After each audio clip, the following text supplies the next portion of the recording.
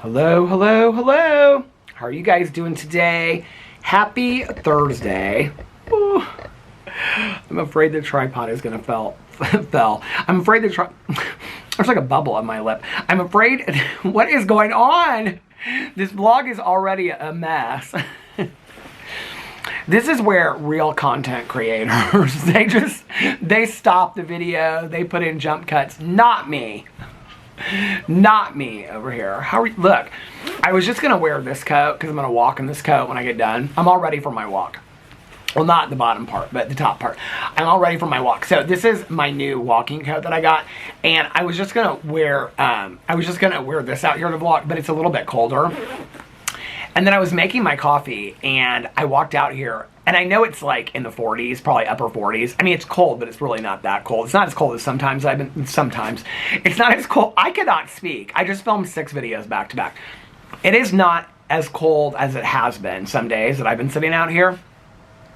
But I walked out here and I looked up and I was like, is it snowing? I just brought the dogs out here. I said, did it just start snowing? I'm like, there's no way. No, it's not snowing. It's not cold enough, I don't think, to start snowing. Let's do a little time and temperature check. It is currently 6:11 p.m. It's actually a really beautiful evening. It's very still, no wind, which, if I'm at home and I'm watching TV shows or napping, I kind of love the wind and a storm. But when I'm walking, the wind, there are certain streets that I know now. I guess it kind of probably depends on which way the wind is blowing, so to speak. But, not so to speak, truly. And don't call me Truly Brown. But there are certain streets that when I turn and I walk down them, it's like the wind just is like in my face. I'm like, oh my God, it's so cold. Okay, let's see what the temperature is. I usually think it's going to be colder than it is, and then it's warmer than it is, and watch today will be colder. It's 47. I probably would have guessed it was like 49 or 50. It's 47 outside. I don't think there's any snow forecasted for tonight, though, but let's look. Tonight's low temperatures will be nearly the same as last night's. It feels like 45 hourly, and no snow. No snow tonight. Tomorrow, 48. Oh, tomorrow windy and foggy. Oh no, that's today. It says windy today, but it wasn't really windy at all. Oh, tomorrow it's going to rain all day. Great. Tomorrow, 51. Rain showers in the morning will evolve into a more steady rain in the afternoon. Aww. Well, you know what? Maybe tomorrow will be my first day of not my first day ever, but my new setup that I've got in the basement. My first day of my walking pad. Winds light and variable. Next week it's supposed to get cold next week. It's going to be in the oh my lord. Thursday, Thanksgiving, 35, low of 22. Friday, we could get some snow next week. Anyway, how are you guys doing today? You guys having a good Thursday? Alex is at his meeting, his Thursday night meeting that he has, and his little dinner meeting. So he won't be home until about 9:30. So as soon as I get done with this, all of my videos are already posted or scheduled to go up. As soon as I get done with this, and this is rendered, I am going to go for my walk. Now, I did not finish the Thursday Murder Club book last night on my walk. I listened to music, and then I was like already halfway through my walk, and I was like, I'm not gonna walk forever tonight because I knew Alex wanted to watch some of the Housewives and catch up. So I was like, okay, I need to listen to this book. And so I listened to I think it was like a half an hour of it, and then I was like, I have less than an hour left of it to finish. So I think I listened to like 35 minutes, and then I came back here and I was like, I like this one. The 5th one's good. It's called The Impossible Fortune. I like it. So anyway, hi, how are you? Are you guys having a good day? I'm having a good day. I'm tired. I'm starting to get a little bit tired though. By the time that I come out here and sit, I kind of like get my second wind when I take my walk. But by the time that I sit out here, I'm always like, in my head, I'm thinking, well, maybe I could just skip tonight and not walk. But I don't want to get into that pattern because then if I start, being like, oh, I'll skip tonight, then I'll be like, oh, you can start again on Monday. So it's just, even if I just get out there for a little bit, it's better. But even when I say I'm just going to get out there for a little bit, then it ends up being at least an hour of a walk. So, okay, I just made my coffee. This is nobody has corrected me on how I'm pronouncing it, so I don't know if I'm getting it right or not, but it's the ILLY brand, Illy, and it has 1 sweet and low in it. Dun, dun, dun, dun, dun. What does that remind you of? It's a cartoon. That's it! Charlie Brown's Christmas. The dogs were napping and they both just ran over here. They were napping until I did that. They both just ran over here. No, they ran back. They ran back. I have to tell you about the dogs. Okay.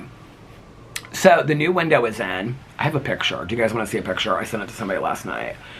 I was going to do a Peter Does Stuff video today showing the whole window, but I thought, how boring is that? Just us walking in and out of the door. I've made worse videos, I will say that. I mean, when I show this to you guys... Oh, wait, let me delete this video as uploading. Let me delete this video as uploading. Okay. This is the picture I sent to Alex.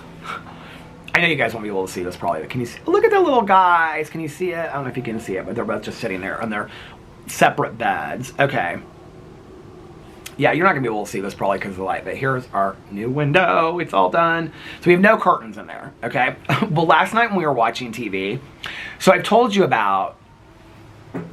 Somebody said I thought dogs couldn't see their reflections. Is that like a true thing? It can't be a true thing. I'm going to tell you, I'm going to prove it to you right now. Because Walter can, I don't know if he can see himself in the mirror, but he sees the whole room in the mirror. And this has just been something that started happening like 2 weeks ago. And it freaks him out at night. I've held him up into the mirror. He kind of like look. He's like, I think Walter is starting to get it. Well, Otis paid it no mind. Okay. Well, you know, we always have the curtains closed in the living room. So yesterday the windows were up. Well, as the sun started to go down and the lights were on, so I got back from my walk. We watched last week's Orange County and Salt Lake City. So we have to still watch this week's Orange County. I think it's on tonight, which is the final part of the reunion. And we have to watch this week's Salt Lake City. So we have 2 to catch up. We watched Orange County, and then we watched Salt Lake City from last week. And Alex was like, do you want to watch the next Salt Lake City? Because it's already out from this week. I was like, I need to take a nap. I'm tired. I want to watch some shows tonight. My shows. He's like, okay. So I said, we can watch it tomorrow night when you get home from your meeting, or we can watch it this weekend or something. He's like, yeah, that's fine. Make this. There. Is it better? So anyway, let me have a sip of this coffee real quick first. So anyway, we were sitting there. Alex had warmed up some food. I was having my hummus sandwich and orzo salad from Trader Joe's. And we were sitting there. And at first it was Walter, because the lights were on. So they could see the reflection of themselves in the window. They're not really used to the window being all open anyway, because like they're confused by it a little bit. And so they're not really used to it anyway, like they don't understand it. I'll tell you today was very sweet, something that I did today.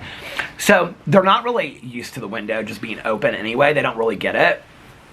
The innocence of this, just like when I watch them, it's just the innocence of it that is like these little creatures that, I mean, they're going to be 6 months next week, right? They're 6 months old.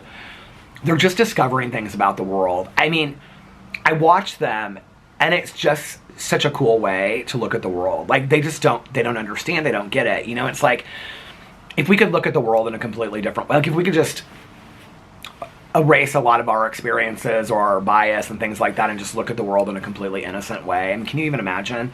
So it's fun to watch them, you know, even though, I don't know, it's cute. And Alex was being very sweet with them last night. I mean, he always is, but like with this situation, because I said it's kind of making me sad. He goes, it's not sad, they're just discovering it. And so he was very sweet with, he was like walking up to the window and he was like, see, look, blah, blah, blah, whatever. So anyway, Walter at first, like he could see himself in the reflection of the window. And so he would just stand there and he'd just look at himself in the window. But then he could see us. So if we moved, then he'd like look over like, who's moving? He like would look where like if we moved. And then if he started to walk, because his reflection would move, he'd get like nervous like that. But then it seemed like after about 10 or 15 minutes, I don't know that he figured it out, but he wasn't like nervous around it anymore. And he'd still look, I mean, he kept a look on it like most of last night. So at first, Otis wasn't really paying it any attention. Then Walter was just sitting there and he was just like looking out the window. He just would sit there and just like look at his reflection in the window. I don't know if he wondered why this other dog was, because I think he thinks it's another dog, you know, like why is this dog not moving or whatever. What's so funny is they are so good with dogs outside, so I don't know why these reflections of themselves scare them.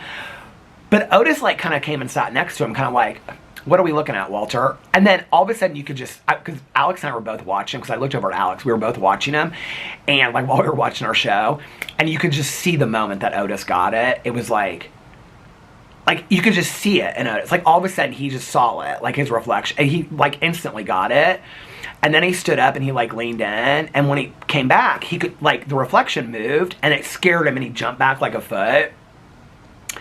It was very sweet. But like, then we're like holding him up to the window and stuff like that. Well, I didn't really know. Alex was like, they're just gonna get used to it. It's just gonna take them some time, blah, blah, blah, whatever. We're getting curtains, so it won't matter anyway.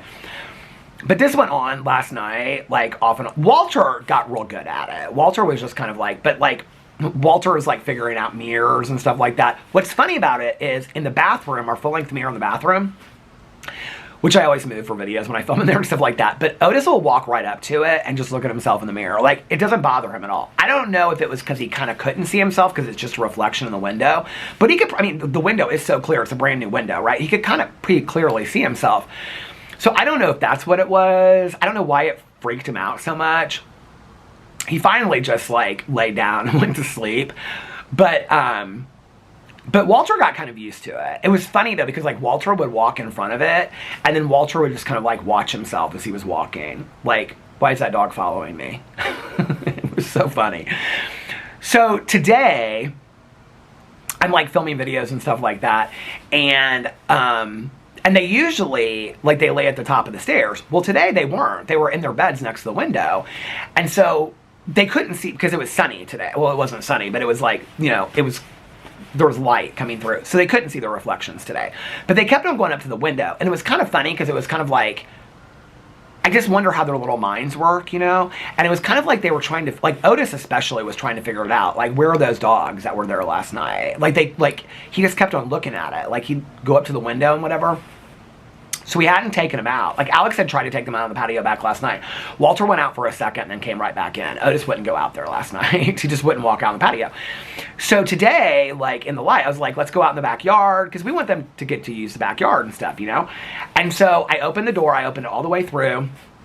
Walter literally, like, between, like, where the door is and like outside, he like pawed it. Like, he didn't understand like what he was supposed to do. Like, I mean, they come in and out of the door, they get it, you know? Like, he didn't understand what he was supposed to do. And I was like, I was outside, I was like, come on guys, come on, let's go outside. And so finally Otis like jumped over the entrance to it was so cute. And then he was standing there, and then he turned around kind of like, come on Otis. Otis would not come out of the patio door. He like he kind of stuck his head out there, like he didn't understand what was going on. So finally, like, I went over and I kind of helped him, and he kind of like slowly walked. He was so scared of it. He didn't get it. But then as soon as they were like on the patio, they like walked right down into the yard. One of the reasons why I want them to be able to use the backyard is because, I mean, other than like their dogs, which their dogs weren't out there, there's nobody there. So I don't have to keep them on leashes out there. So they can just kind of like walk around and whatever. They went right down the stairs into the yard. They were so curious about everything out there. It was so cute. Like, they were like sniffing everything. Like, they were sniffing my neighbor's patio. They were like all around it. They were sniffing like everything in the yard. And they didn't really want to stay out there very long. You could tell, like, it was almost kind of like, what is this whole new world out here? Like, they know the yard, right? Like, they know the neighbors and stuff. But they were very tentative out there. It was very sweet. It was really cute. And, Walter like ran a little bit, but then he like kind of came right up. They were right by me most of the time. Like, they were real nervous, you could tell. So I was like, let's go back inside. And they like were right back. Then they understood it. They ran right back inside. They were not hesitant to walk over the door or anything like that. But what was funny was I kind of kept the door open a little bit. I kept the lock, like, because we have a patio, like, our patio has like a locked door, not a locked door, but you know, like a latched door. So I kept it latched so they could walk in and out. And when they came back inside, Walter like kind of kept on walk, like he would like look down and then he would walk onto the patio, and then he'd walk around the patio, and then he'd walk back inside. Otis wouldn't really do it at first, and then when Walter was out there, Otis finally did, but he was very hesitant to walk over the door. But what was funny about it was, you know, the middle door is what opens, and so the sides, I know this is so boring, but whatever, just this is my day.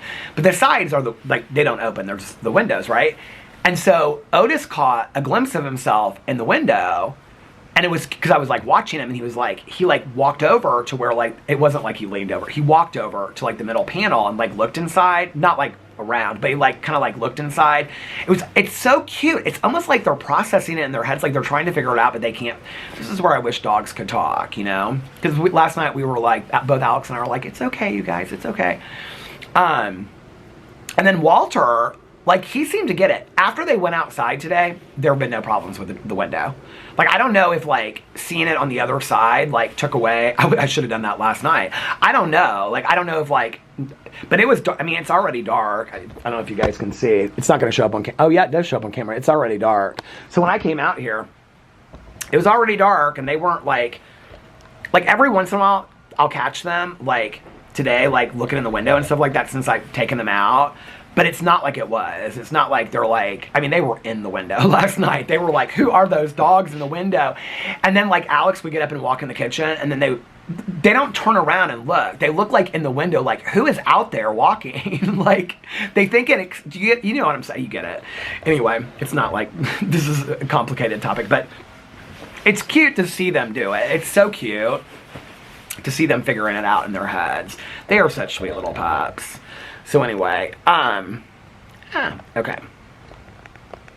This is the new tripod, the newer tripod, I should say, which, interestingly enough, it doesn't really, so when I have it down, so here, I'll show you. Let me put the legs down all the way. This is going to be a mess. Hold on, you're going to have to just, like, bear with me here for a second. So when I'm on the bed and I'm filming it, I put the legs down, and then it's like, see how short it is with the legs down? Well, I could probably do that. If I did that, then the legs wouldn't fall at all because they're all the way down. But then look at how I am. But when I'm on the bed, I have the legs down. Let me put them back up. And then I just stick them behind the bed. Well, this one is new enough. So when I do that, it does... Please don't get sick, you guys. The legs are like, since I'm trying to adjust the camera, they're like each going down one at a time. Is that better? Okay.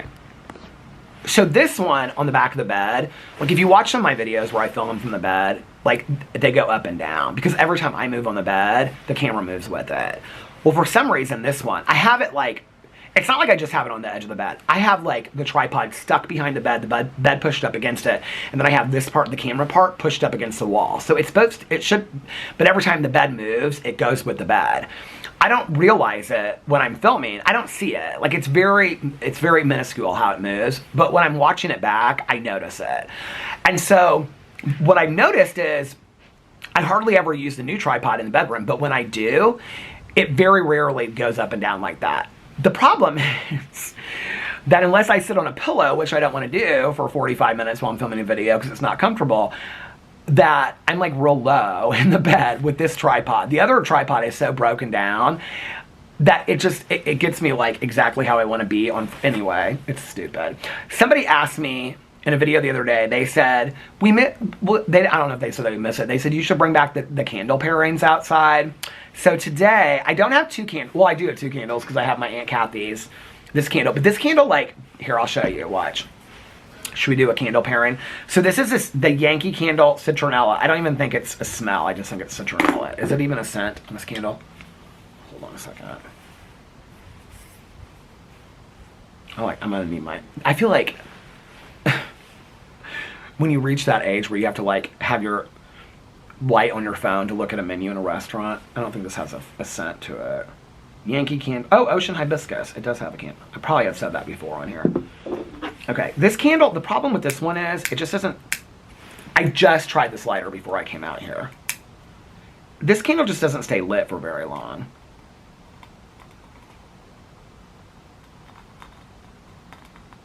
Okay. So here's the Ocean Hibiscus, which we're going to pair with a fall candle, and these cheapies that I got off Amazon, they put off no scent. They are horrible.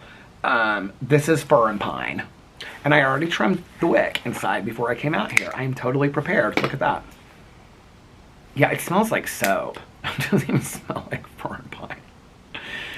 I think there was like 6, and they were like $19.99, and literally they might as well just be like, there's no scent whatsoever, but they're pretty.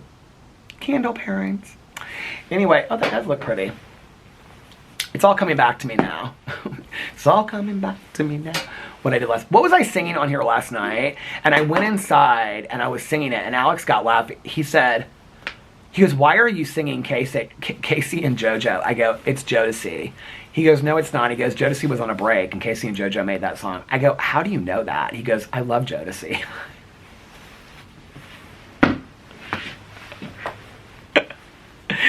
Anyway, he goes, why are you singing that 1997 song? I go, I don't know, I love it. Now I can't remember what the song is. All my life, I prayed for... Oh, and inside when I was singing it, I said, I think I said when I was singing it, I'm looking for someone like you. And he goes, praying for someone like you. He corrected me. It's not a marriage if you don't correct each other, you know what I mean? Know what I mean, Jelly Bean? Anyway, what was I going to say today about... What was the next thing I was going to say? Anyway, the tripod, that's so boring. Candle pairings. Oh, the Otis and Walter thing, I was talking about that. So anyway, last night, went on my walk. Rendered my video, came home, ate. Alex was eating. We watched Orange County, the second part of the reunion. The third part, I think, is on tonight. And then we watched... What was last night? Last night was Wednesday night. And then... So I have Survivor and Amazing Race to catch up on tonight. And then we watched... No, we watched that. And then he watched something. Did he? Oh no, he was doing laundry. And so he was folding his laundry while we were finishing up. Oh, we watched Salt Lake City from last week. And we had Salt Lake City from this week, but we didn't watch it last night because I was getting too tired. So then I said, I'm going to go upstairs and take a nap. I swear to God, I thought somebody was walking down the street. And there's nobody there. I think it might be a ghost. There's a ghost in our yard. So then, I walked, no new news, by the way, because I know somebody will ask about the ambulance. We don't know who that is. No new news. I haven't really talked to a lot of my neighbors today. Have I even talked to anybody today? Oh, Laura was texting me earlier. But not about that. I feel like I did see somebody out here when I was out here earlier. Who did I see? I was out here with the dogs. This girl walked by with this big dog. It was beautiful. But somebody walked by when that girl was walking by. What was that, yesterday? All my days just run together, I swear. Anyway. So then I took a nap. I got up from my nap last night. What did I watch last night? Well, okay, so what I was going to watch and what I ended up watching were two different things. So there's this new true crime documentary out, and it's called The Carmen Family Murders or something like that. Something like that. And it's about this son and his mom that were... So they show a lot of it at the beginning of it. And I watched like the first 10 or 15, maybe 20 minutes of it. It's about this son and his mom. The son is autistic, and his mom were on this boat. I don't know how old the son is at the time that his mom passes away. 20, 21? Is he older than that? I don't know. 25, something like that. And his mom goes missing off the boat. Something happens to the boat. And then I think the boat sinks, and he's like on this life raft for like 8 days, and they find him. Then the grandfather is murdered. I think that happens before. I didn't get to the grandfather part. Well, I got to the part where it was like, the police were bringing him home, and the grandfather, somebody said, his dad or somebody said he just wanted to be by himself at home, but that didn't surprise anybody because he always wanted to be by himself. What I stopped watching it, in all honesty, because I already have like 3 TV reactions I have to do, and I really wanted to watch The Fall last night and finish season 1. And with true crime, sometimes if I don't react to it the next day, then I kind of forget in my head like what I thought about it. But the other reason why I didn't want to watch it, to be honest with you, I thought, am I like too much in my head about this true crime documentary? I did not love the language they were using about autism in there. I just didn't love the way, and I know that this is like a big case, and like I said, I don't know anything about the case. I haven't watched the documentary. I don't really know how to explain it. I felt like they were making kind of a spectacle of his autism. And speculating about stuff. And so I Google searched like a review about it. Because I thought, am I reading something into this it's not supposed to be there or something? And there were a lot of people online that were saying the same thing. And they were like, I did not like the treatment of autism in this documentary. I thought, oh, I'm not the only one then. It just was really off-putting right from the very beginning of it. I keep on thinking I'm seeing somebody walk down the street. There's a lot of people that like walk, and like, I'll do that even when I walk. Like walk down a street and like halfway turn around. A lot of people do that. I'm like, is that what's going on? Anyway, So when I looked it up, I was still watching it when I looked at the reviews, and I saw a lot of people saying that. I was like, maybe I don't want to watch. I don't know. Like, I'll probably watch it at some point. But to be honest with you, it wasn't even super interesting to me, the part that I did watch. Then I was going to watch Shelby Oaks for my movie channel. Shelby Oaks is, I believe, written and directed by Chris Stuckman. Chris Stuckman is a reviewer on YouTube. I think he's been on YouTube for probably 12 or 15 years. He's one of the reasons I started my movie channel. I really, really like him. I can never remember the other guy. The other guy's got dark, longer hair. I love both of their channels and their movie reviews. They do such a fantastic job of walking a fine line between spoiling it and not spoiling it.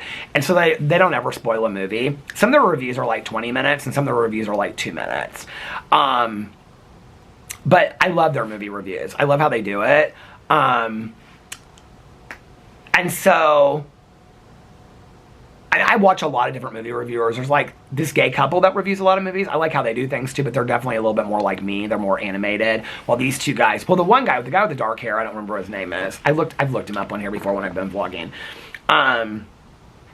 Let's look up movie reviews. He and Chris Stuckman are like the two biggest ones on YouTube. Movie reviews. This guy right here, Jeremy Johns. Yeah, he's definitely more animated. I really like him too. And he does do some spoilers, but not really. He did Wicked for Good, the movie review. But I like both of their channels. Anyway, where's Chris Stuckman? He usually always comes up. Why is it all this guy's reviews? Here it is, Chris Stuckman. Here's Chris Stuckman. So he wrote and directed this horror movie called Shelby Oaks. A couple people reached out to me and asked me if I was going to watch it. I didn't know that he had written and directed it. I didn't know anything about this Shelby Oaks. I'd actually seen that like on Apple or Amazon Prime or something like that, you could rent it. But I was like, I have not heard of this movie. When I went and I looked at like reviews of it, I didn't look into what it's about. I did watch like 3/4 of the trailer. I don't like to watch trailers before I go into movies. I don't even think I watched that much of it. I think I watched like 30 seconds of the trailer. I was like, oh, this looks pretty good. I thought it would look really, really amateurish. I think he's done a lot of like movie production and stuff like that. He's written a book. So it's not like this is his first time working in movies and stuff like that. But I was like, okay, I think I want to watch this. But I really wanted to finish The Fall. I also I couldn't do my reaction to the Thanksgiving horror movie because of them being here yesterday, so I couldn't film. So, do you guys like the lighting? People will say it's either cozy or they'll be like, I hate it with the candles. But the candles are like, should the candles go or should the candles stay? Y'all let me know in the comment section below. But anyway, I wanted to watch that movie, but I was like, if I watch 2 horror movies back to back, I might get some of them. Like when I'm doing a reaction to it, I like to have it clear in my head. So I was like, no. So tonight I'm going to watch Shelby Oaks. Maybe. Last night I think I just watched The Fall last night. I was not as far along in The Fall as I thought I was. I think I was it's 5 episodes. I think it was at the end of the 2nd episode, not the end of the 3rd episode. Anyway, because my opinion's changed a lot about it since last night. I finished the 1st season and I started the 2nd season. The only thing I love it. I will tell you, I absolutely love it now.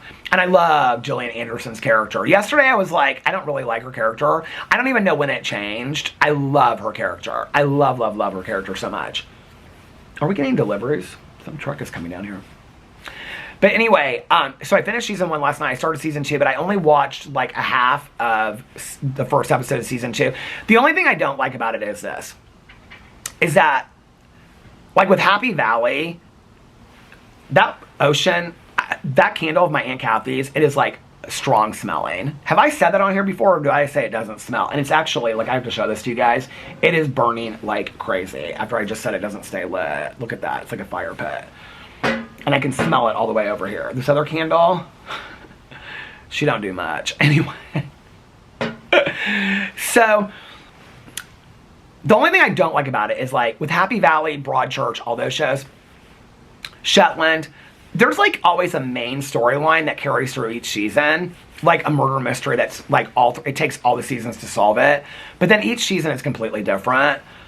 With this one, it's like 2 different things that are going on at the same time. And what's his name? I can't remember his name now. He was in The Tourist. I was just talking about him yesterday on here. Jamie Dornan. He is so good looking. His storyline, which is like the main storyline, he's a serial killer in it. It's not ruining it for you because you find out episode 1 that he's a serial killer. And so, like, you see what he's doing, and Gillian Anderson's trying to find out who he is. That's the whole storyline. I thought it would end in season 1, and then season 2, like Broadchurch did this fantastically. Like, the whole mystery was solved in season 1, but then, like, the camera stopped. In season 2, more comes out about it, but then there's a different mystery as well. I thought that's how they were going to do it, and then it would just, and Happy Valley is the same way, with, like, the main character that plays a detective and this guy that dated her daughter. I thought, like, but there were other mysteries as well. This one is just about this, and it's one other police political kind of thing that, to be honest with you, I don't even know, like, I'm not even really that interested in that case. But I love the show. I think the show is great. I mean, it's only 3 seasons, I'm already on the 2nd season, so I'll just finish it. There was I added a new show last night on BritBox. It's about this woman that goes to a small town, it's all paranormal and stuff like that.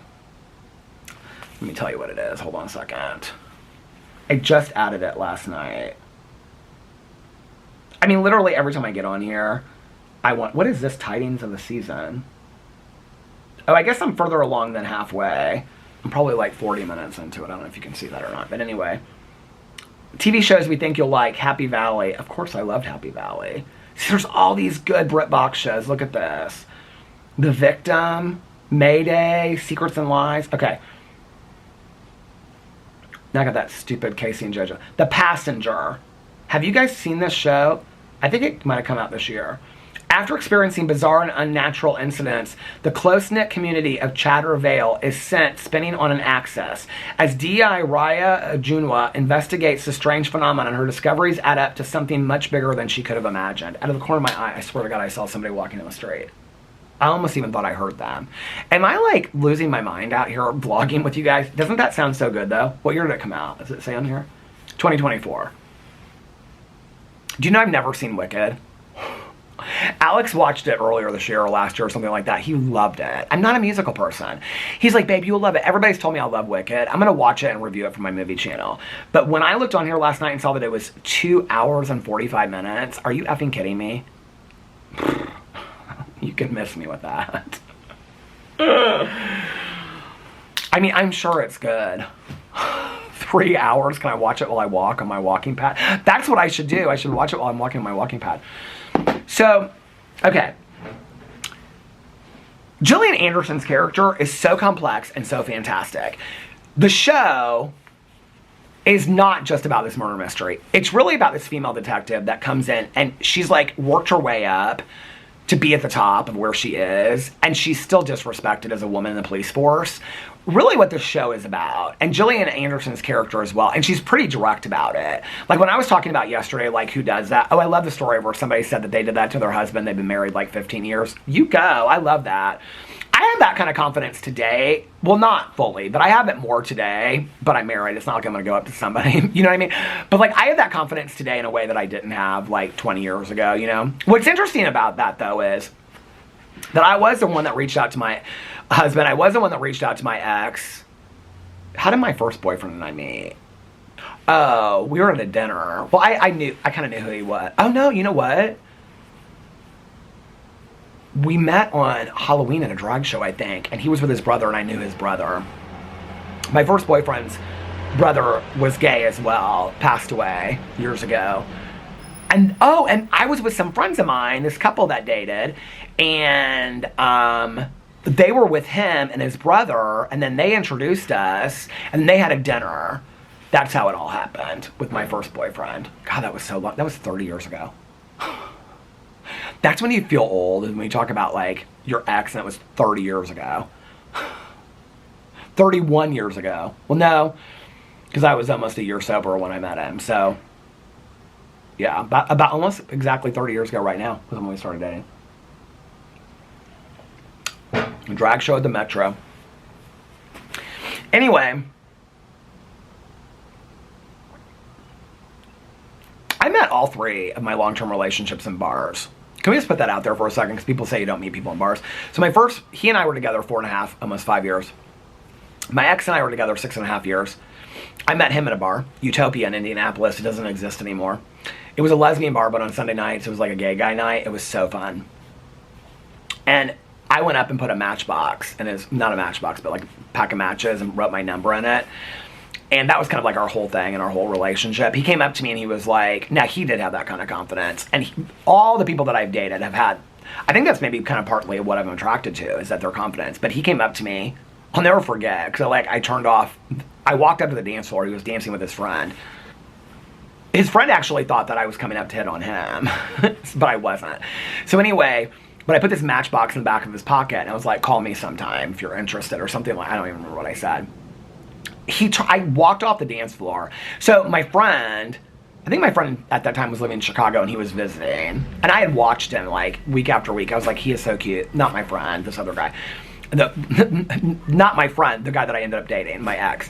And I would see him, like I'd stand up and I'd watch him dance. I was like, he is so cute.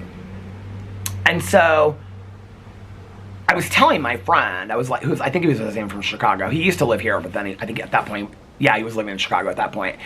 And he goes, he's cute. If you don't go talk to him, I'll go talk to him. And I was like, no, I'll go talk to him. So I wrote my number down on a pack of matches. And I put it in his back pocket of his jeans. And I was like, call me sometime if you're interested. And I walked off the dance floor. And I went back and stood where I was standing. He turned on his heels and walked back up to me. He pulled the matchbox out. And he goes, are you really going to put I can't remember how he said it. But he was like, are you really going to put a pack of, put your number on some matches and put them on my back. You're not going to even introduce yourself to me?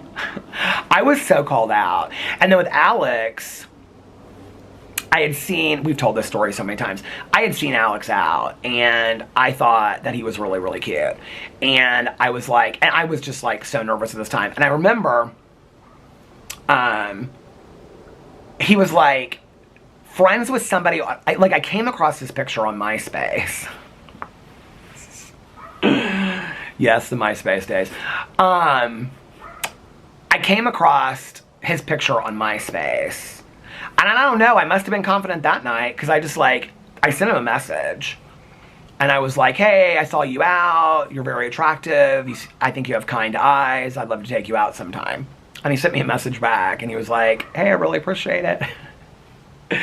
He said something like, I'm not a kind person, LOL. And he goes, and I'm still interested in my ex, but thank you for asking me anyway. And I was like, okay.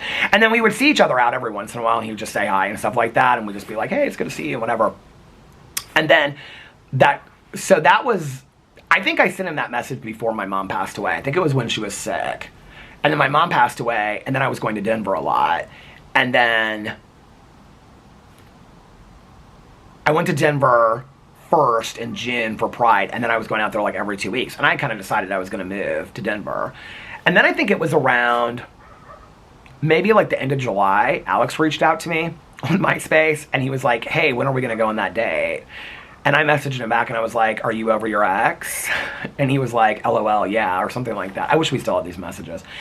And he was like, are you still up for going on a date? And I was like, yeah, sure. I actually canceled 2 times because I was at that time, I was like, I'm moving to Denver. There's no point. And so the third time, and I felt really bad. Each time I felt really bad for canceling on him. I'm just not that person. But I canceled on him. And then the third time I called my friend that lived in Denver. I said, what's the point in even going on this date? I'm not looking for anything. I'm moving out to Denver and whatever. I mean, I was moving to Denver. And I already knew where I was going to move. I was going to move to Lodo. I love that area. I had wanted this warehouse apartment out there. I was done with Indianapolis. I'd already talked to my dad about it. I already talked to my Aunt Kathy about it and stuff like that. And they were real encouraging, I think. I think I had talked to them about that. Maybe I had gone on the date with Alex, and I still, no. But anyway, I don't know. I mean, we're coming up on 18 years ago that was. I don't remember exactly how it all went. I feel like I did talk to my dad about it, because my dad was really encouraging about it. I feel like I talked to my dad and my Aunt Kathy about it. And my Aunt Susie lives, and so she lives 15 minutes outside of Denver. So I knew that I would have it's not my Aunt Susie, it's my mom's best friend. But I knew that I was gonna, and she's family. She was at my mom's wedding, so it's she's been there, and her daughter is 7 days older than me, so we're kind of cousins. So I knew that I would have family out there basically. So anyway, and my Aunt Kathy, I almost talked about her she was still here. She was really close with Susie. She was actually friends with, so my aunt was actually friends with Susie and my dad before my mom was, which is crazy, isn't it? Because they were all the same age at IU, at Indiana University, before my mom came down there. And then my aunt, Susie, and my mom were all Pi-Phis in the Pi-Phi house. And then that's how they, and then Susie, I think, introduced my mom to my dad. I think that's how it went. But anyway, what was I going to say? I'm in my head thinking, because Caroline said I can share whatever I want to say. My Aunt Kathy actually dated somebody for a very long time in college and was engaged. And he broke the engagement off at the last minute. Is that not crazy to think? And so he was really good friends with Susie and my dad. He was like one of my dad's fraternity brothers. And so they all hang out together. And I mean, there was no bad blood. Like, he and my aunt would talk, like, she was friends with his wife and stuff like that years later. I mean, it turned out perfectly, right? Because she met my Uncle Dave and stuff like that. And of course, Caroline and whatever. But isn't that crazy? Like, literally, like, it was like last minute. And he was like, I don't think I'm ready to get married or something like that. Anyway, Caroline said I can share whatever I want. She's like, share whatever you want to say on video. I don't care. Caroline wouldn't even, I know his name because my mom would talk about him. Because my mom was friends with he and his wife, like, his whole life. But, like, if I said to Caroline, do you know what his name was? I don't even think she could probably guess his first name, which is kind of funny.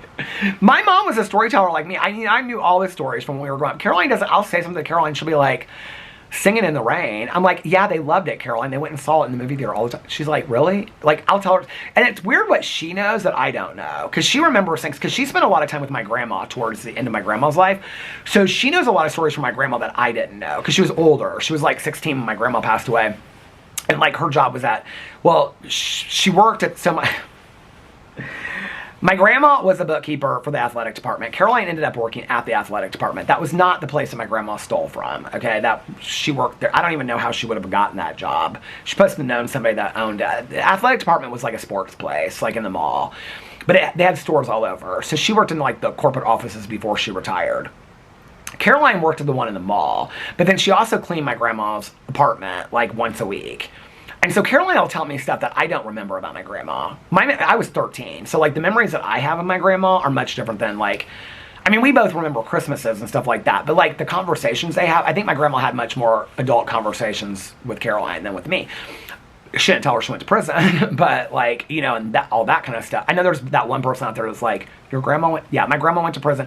Caroline and I actually think it was 3 times. We really want to look into it, but we keep on just putting it off and putting it off and putting it off. We have little bits here and there. There's some stuff I haven't shared online that we found out that kind of involves some other people. I've kind of hinted at that before. I just don't necessarily, I don't know. It's not really my place to share online. I feel like, I don't know. It just, there's stories that, it's not a secret. It's,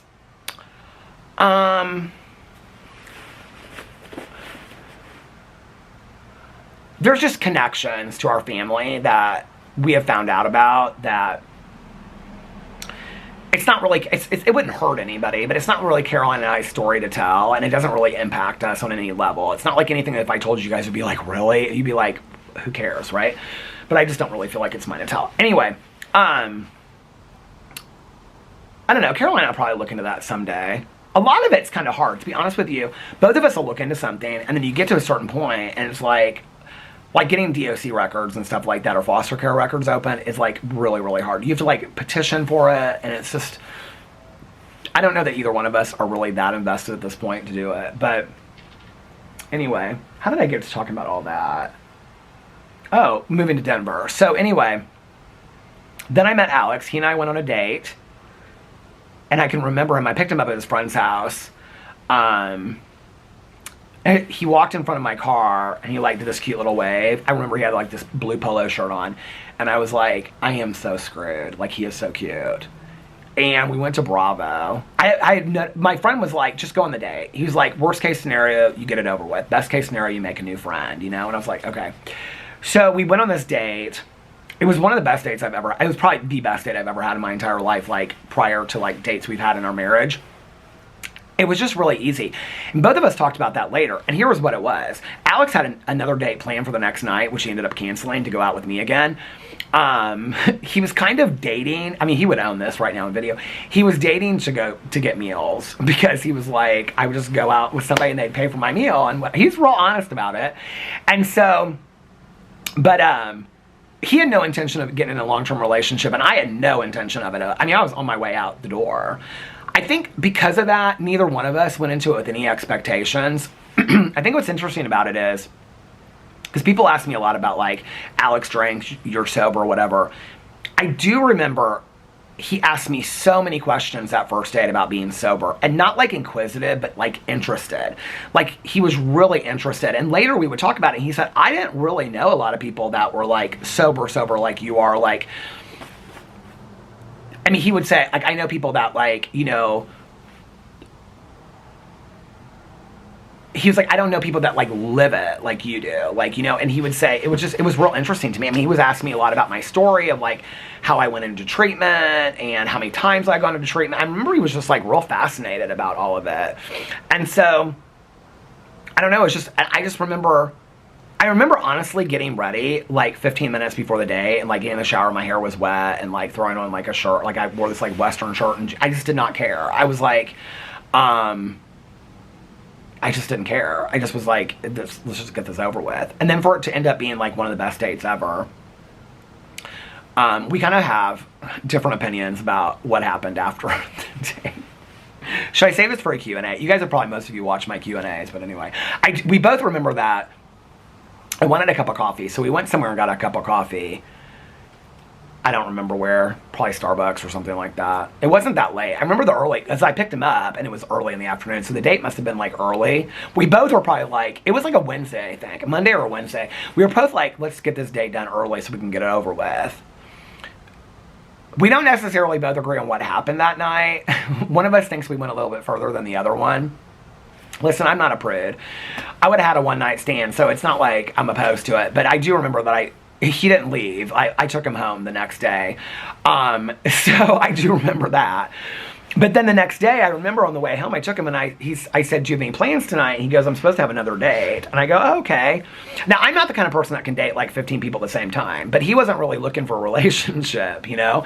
It's so funny telling this story now after all these years. Because, I mean, like when we would meet friends of ours and they'd be like, oh, you guys make such a great couple. I can remember later we would talk like on the way home from going out and stuff like that. I'm talking about like the first couple months. And we would say, oh my God, like, I mean, I told him I loved him. Like I said, I think I'm falling in love with you like 2 weeks away. He just was like, not. He was like, I don't say it that quickly and all this kind of stuff. But we both were like, I mean, even though I kind of felt like I was falling in love with him, in the back of my head, I was still kind of like, I think I'm going to move to Colorado. I mean, he can come with me if he wants, but I'm not staying here. Like, neither one of us ever, like, if you had said to us that first 6 months, you guys will be together 18 years from now, let alone a year from now, there's no way. I mean, I would have been like, there's no way. Absolutely not. It's never going to happen. Like, it is never going to happen. I mean, he was not who I thought I would end up with. I'm not who he thought he would end up with. I mean, it's so interesting that it worked out the way that it did. You know, it's funny because we were in therapy the other day and we were talking about like traveling and stuff. And our therapist said, for as different as you guys are, you're so compatible in so many different ways, you know? I think the communication piece was so missing at first, and I don't know, it's kind of fun to look back on those early years. And I mean, we both like introduced each other to each other's worlds, you know, like, I mean, he got to know the sobriety piece and Tanya and my friends, and I got to know his friends and his culture of his family and stuff like that. And, you know, he got to know my dad and my stepmom and my aunt and uncle before, you know, they passed away and whatever. And I don't know, it just, those first couple years were hard, but they were fun. They were hard because I think both of us were kind of fighting for our independence because neither one of us really wanted to be in a long-term relationship. Both of us had just come out of long-term relationships. And and I don't mean 20 years. I mean, I think he was with his ex for like 4 years. It was like his college boyfriend for like 4 years, but they were pretty serious. I mean, they were really pretty serious. Worked together and all kinds of stuff. And my ex and I have been together for 6.5 years. We both kind of came out of those relationships a little jaded, I think. You talk about like not bringing baggage into a new relationship. We both did that 100%. I mean, he would acknowledge that if he was here today too. I think like those first couple years were hard, I think, because really we just were having a lot of fun. But we fought a lot too. We fought a lot because I don't think either one of us really wanted to be in a long-term relationship again. But it, like, we were pulled towards each other.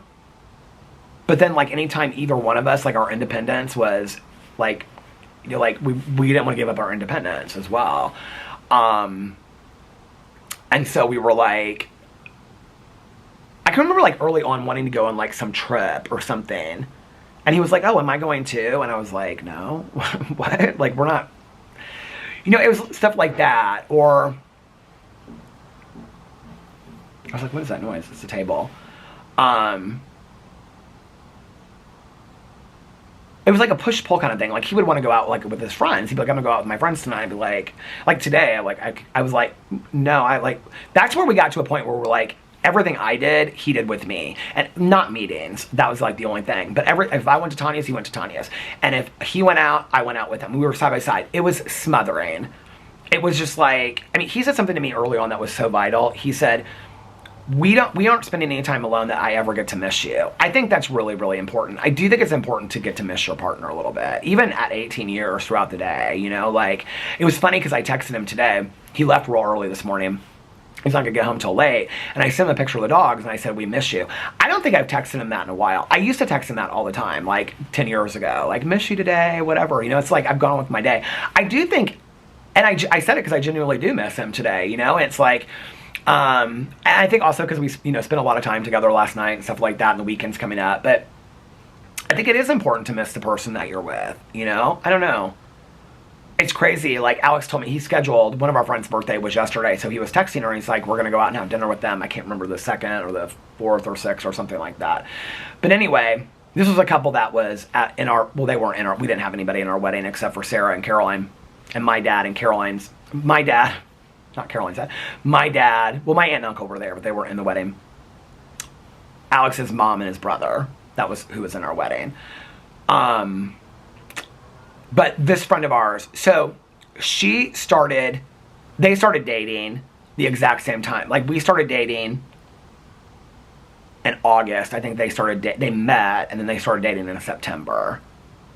And then we got married. They were at our wedding in Vegas, and he proposed to her the day after in front of the fountains of the Bellagio. And I remember that night, because we have a friend of ours that we don't really see. Well, he and his girlfriend broke up, so we don't. He's a lot older than me, but we don't see them anymore. But they were in Vegas, not for our wedding or anything like that, but to gamble. And they had just happened to run into our other friends. We all used to go out together. This guy, if I'm 53, he's probably in his mid-60s now. But anyway, super wealthy guy, and his girlfriend loved her. They're not together anymore, and she lives out of state and everything. But anyway. So they had passed the other couple by, and they were this more than most days just feels like I'm just like talking to a friend on the phone. I don't know why. But anyway, they passed him by, and so he was like, come with us. And so he had them like videotape, like record on their phone, record on their phone the engagement from the fountains. So then when they came back, we were all staying at the Cosmopolitan. So when they came back, well, the rich friend had like a room at Caesars that was like a suite there because he gambled so much and spent so much money. And this was not like this was just for fun. I mean, it wasn't like he was a serious gambler. But anyway, so he was playing something, some card game, blackjack or something.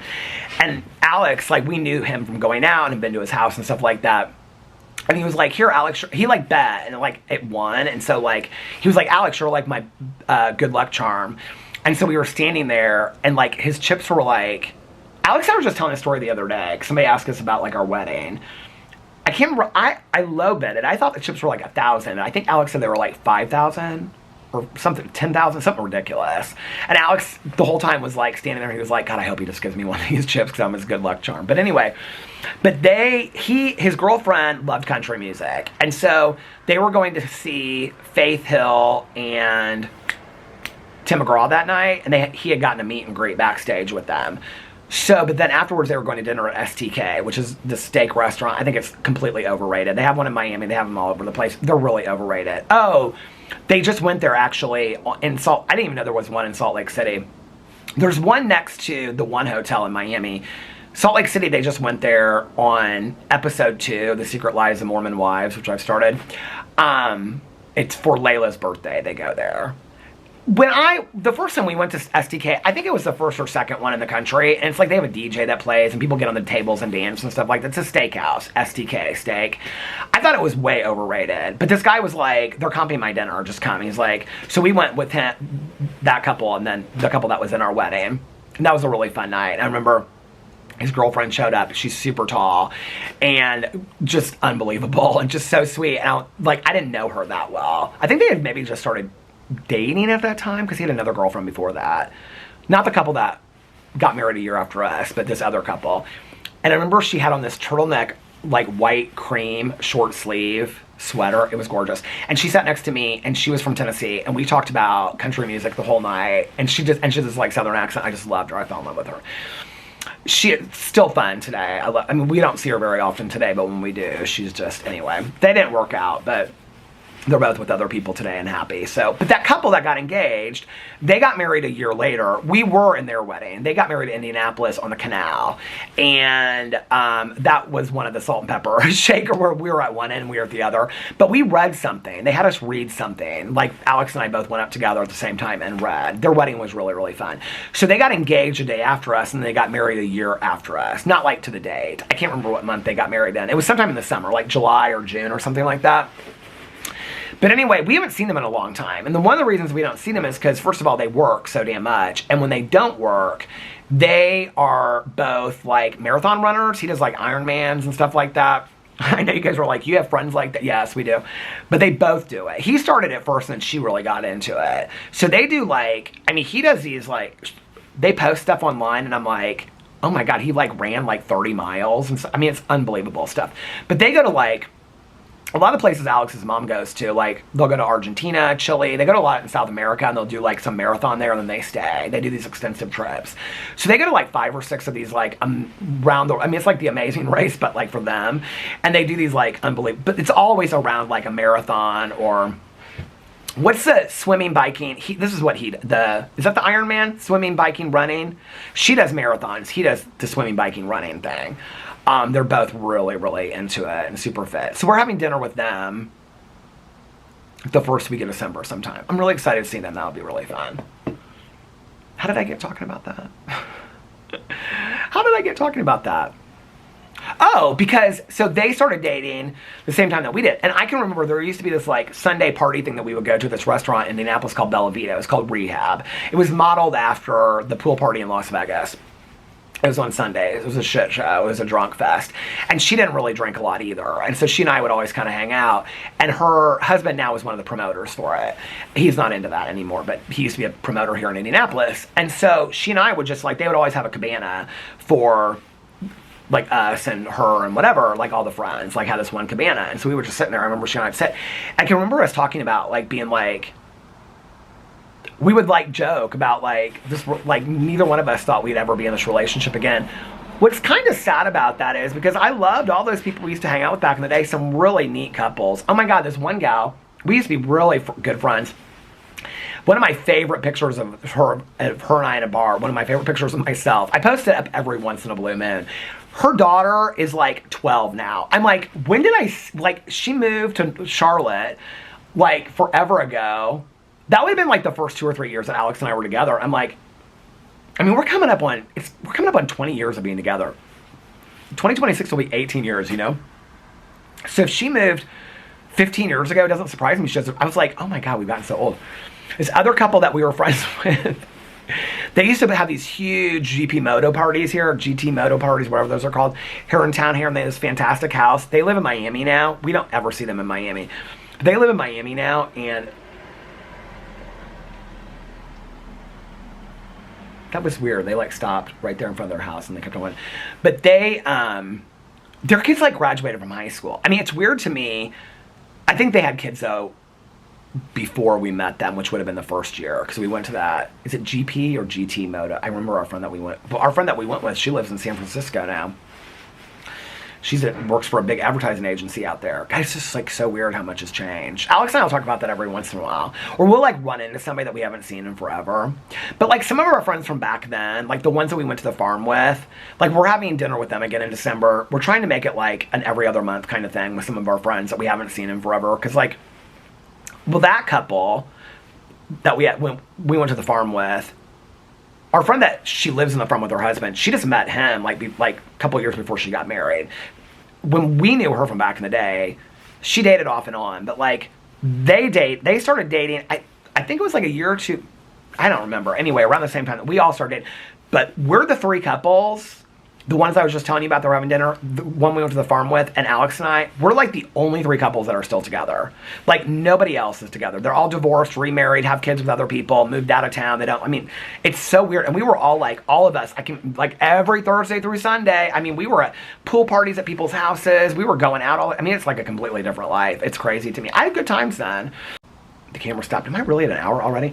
There was a point where I was like, I just can't do this anymore. I mean, I remember the moment that I did it. We were at this white party at this bar that doesn't even exist over here anymore. It's called the Blue Martini. And we were this friend of ours that she actually lives in Vegas now. And I just kind of had this like breakdown moment, and people were talking about this after hour. I just was like, I'm done. I can't do this anymore. I cannot do this anymore. And then that led into, well, by then, I had met Melissa. Melissa was life-changing for me because everybody else I was out with like drank and whatever. Melissa didn't drink at all, and by choice. And so when I met Melissa, and she and Jason were going out and stuff, and then we also kind of met this couple that like owned this bar and stuff downtown and whatever. And so it was all of us were hanging out together. We kind of like changed groups a little bit. That was when I had the breakdown in the kitchen and I started crying, making my list. Like, I had sat out here on this front porch, like, I just felt lost, you know? And I remember making a list, and I put down, like, vacuum, do laundry. I got to, like, the 4th, I don't even know what they were, but I got to, like, the 4th thing. I've told this story so many times in meetings. And I just lost it. Like, I just had a moment of crisis. I mean, I just lost it. I, like, started crying uncontrollably and could not stop. I couldn't even tell you what it was about. I just felt lost. I felt like I had no purpose. I hadn't gone to a meeting in years, but I wasn't drinking. I wasn't using drugs. I just was a dry drunk. I was miserable. I was angry. I was pissed off at the world, but nobody in particular. Mostly myself. I don't think Alex and I were happy at all. And I remember picking up the phone and calling Tanya. And I said, will you take me to a meeting? And she said, I've been praying for 4 years for you to ask me that. Because she would ask me, she'd be like, do you want to go to a meeting with me? And I'm like, no, I don't think so. And it was never that I didn't think I needed it. And I mean, listen, I'm just sharing my story. I know people get sober by other ways. But it was never that I didn't think I needed to go to meetings. I was really terrified to go back, honestly. You know, I thought, oh, people are going to say this, or people are going to be like, oh, well, where have you been, or whatever. No one said that to me. Everybody was so welcoming, so nice. I had no spiritual foundation in my life. I had no emotional sobriety. I was irritable, restless, discontent. I was miserable. I was angry. And I was pissed off at the world. I don't even know who. And I think it all stemmed back from my mom passing away and me never really processing my grief appropriately. I think I was pissed off about how my last relationship ended. And not really, I don't know. And that, I think, like, in retrospect, like, me moving to Denver was like, just get the hell out of this town, like, just start over fresh. You know, like, I felt like I had invested in a lot of people, not necessarily my ex, but I felt like I had invested in a lot of people in a lot of relationships that just, other than Tanya, that had just kind of, like, gone away. And I was like, why did I waste all this time in caring about people that don't care about me? And so I just was pissed. And I think it all just kind of built up through years and years and years. A lot of this has come out of my trauma narrative that I've done, and a lot of my work with my sponsor, well, in my resentment inventory, but then taking it to my therapist. And so I think it just built up and built up and built up. And then going back that night with Tanya, I remember it was a Tuesday night. She asked if we wanted to go to my home group, and I was like, no, not there. We went to another meeting. And then I ran into this gal that I knew, and she hadn't been to a meeting in years. And it was like, we were supposed to be at that same meeting together. It was small. It was snowing outside. There was like 6 of us at that meeting. It was so powerful. And then I remember I took Tanya home and went inside to say hi to her husband, Eric. And I said, hey, I think I'm going to go to a noon meeting tomorrow. Do you want to go? And Tanya was like, I've been going to meetings, but I think it would be great for you. And I remember I was so scared to walk into that noon meeting the next day. I was terrified. I still to this day don't like to go to meetings that I don't know by myself. And I didn't know anybody. I ended up knowing people there, but I hadn't seen them in years. And so I sat down next to this woman. If you guys have heard the story, like, I had kind of a falling out with somebody in a meeting. He's now a very, very dear friend of mine, but I'd had this falling. I've shared the story so many times with him. And that was kind of like the end of me going to my home group. He called me and all this kind of stuff, and we got into it on the phone, and I was like, F them people, I'm not ever going back to that home group again. That was 4.5 years before. And I also was very much like, I think I was going through a spiritual crisis because I was like, if there was a God, why would God take my mom? Like, of all the people in my life and all the people that why my mom? Like, the person I'm closest to in the entire world at 64 from this bizarre disease. Like, why? I don't think God works like that today. I don't necessarily think that God's in that. I don't think God works that way. But I couldn't really make sense of it at that time. And so I just was angry. I was angry at God. I was angry at the world. I was angry at everything. But anyway, but that falling out with him was not necessarily my fault. Like, that was, anyway, I mean, he called me on the phone. But he was highly misguided about some things. So anyway, so I go into this meeting. Okay, it's a noon meeting, so it's like chairs up against the wall. It's like 40 people in there. And I go in there, I'm like nervous as shit. It's the next day, right? And there's a woman next to me, there's like a chair in between us, and I sit right next to her, and she goes, do you mind moving over? I'm saving that chair for somebody. I'm like, no, not at all. And so I'm looking at the clock, and it starts at noon, and this guy walks in. I'm like, oh, shit. And it's this guy that I was like, F them people, I'm never going back to that meeting again because of him. And he comes in and sits right next to me. I mean, this was a God moment. And like halfway through the meeting, he like leaned in, and he was like, he's a little bit older. Well, he's a lot older than me, probably like 15 years. And he put his like hand on my, he was like, I think I owe you an amends. Can we talk after the meeting? And I was like, yeah. And so I share this story in meetings sometimes because I think it's the power of recovery. And he lights up every time I tell it. I love him so much. He's one of my dearest friends today. And so we go outside after the meeting. I'm terrified. I don't know what he's going to say to me. I don't remember if he said to me in the meeting, like, I owe you an amends. I can't remember how. I think he did, but I don't remember. Because I knew I owed him one too. And so we go outside, and he was like, so you're coming back to meetings? I kind of like, whatever. And he goes, well, what you don't know is that I went back out and I started using again. And I just came in, like, I can't remember how long before that he had come in. And he's like, I almost didn't make it back in. He's like, I owe you an amends, and I'm really sorry. And we had this fantastic talk, and our relationship's just grown ever since then, you know? But I stopped going out, and that was when Alex and I's relationship really changed. And I can remember calling Melissa. I called Melissa and 2 other friends of mine. And those 2 other women I have really never seen since. I mean, I would talk to them every once in a while around that time, but those were really the only people that I was really, outside of being a couple with Alex, really close with, just one-on-one. And I remember calling all of them and saying, I'm not going out. And that was like day 2 or 3, going back to meetings. And I said, I'm not going to be going out as much anymore. I'll never forget, Melissa said to me, she goes, whatever you need, I'm here for you. And our relationship only just has ever greatly improved from that moment on.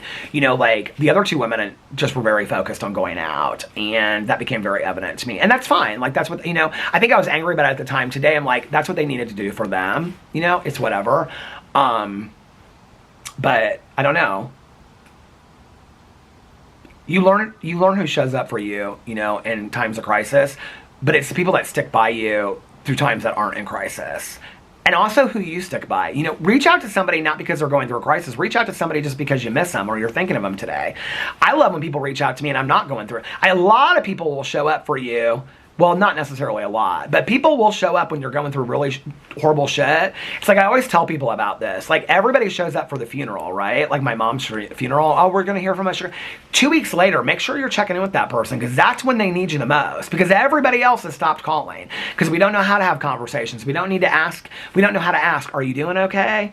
That's when it's tough, you know? Melissa kept on checking in on me. Other people in my life that I became friends with would check in on me. Are you doing okay? And I was doing okay, you know? But I think it's through lessons like that that I've had to kind of like learn. But it's also taught me how to be a friend. It's also taught me that it's not always about showing up just, you learn a lot who shows up for you in the crises, but you also learn who sticks around afterwards, you know? Like, I think those were the important moments too.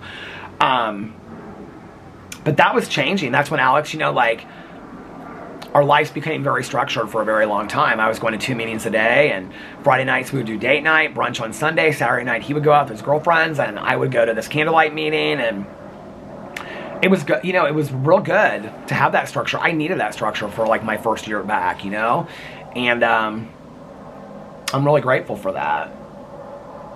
It's weird to think that, you know, like, this is going to be 18 years that we're going to be, I mean, we're talking about what do we want to do for our anniversary trip next year? Do we want to do, we're trying to plan all of our trips for the next year, you know? And I looked at him and I said, isn't it crazy that there was a time that we thought we weren't going to be together anymore? And he was kind of like, we were in bed talking about it, and he just kind of took my hand, and it's like, I don't know, it's like, we've gone through some shit. I think there was a long time in our marriage that I thought, oh, we might make it another year or two. I don't ever think we'll ever be apart at this point. You know, we've worked through some horrific stuff in our lives, you know, and I'm so grateful not just for us, but for our families, and now for the little dogs, and, you know, and I think sharing the memory of Boo and Tucker and Pee Pee together, like, has just brought us together, and going through all that. I don't know, we've grown really together through the hard times, but we've really enjoyed all the good times too, you know? It's like talking about the trips last night, like we're planning these trips. I mean, Alex has some trips, like he's got a work convention in February that I was gonna maybe go on. I'll talk more about that later. I haven't made my mind up yet about that. But then he has his bachelorette trip in January that I'm obviously not going on.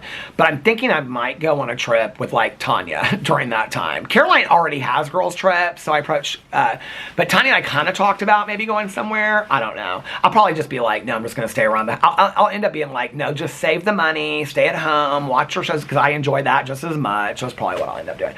But we were talking about like Ultra and different trips that we're going to take and stuff like that this year. So we've got some stuff that's in the works for planning, and that's fun and exciting, and getting the window done. Now we actually are really like putting some, you know, energy into redoing the house and making plans for the future. It's fun. It's exciting, you know. Even just talking about like where are we going to be on what holidays, and, you know, what are we doing for Thanksgiving, and going over to his aunt's house, and then his mom's coming with us to Caroline's. I don't know. It's just like all of that stuff is just fun to talk about. By the way, you guys were really nice yesterday when I was saying I was trying to figure out the vlog. A couple of you were like, and even reached out to me in DMs and was like, Peter, just take the day off. I probably will. I don't know. We'll see. But it's a good life, and you know, there's been a lot of sadness, and there's been a lot of horrific times, but, you know, I stand out in the yard when I do my prayers now. I was like, is the battery flashing at me? It should be already. But I stand out there and I'm like, I always end my prayers by saying, thank you, God, for another day alive. This is an amazing life, and it is.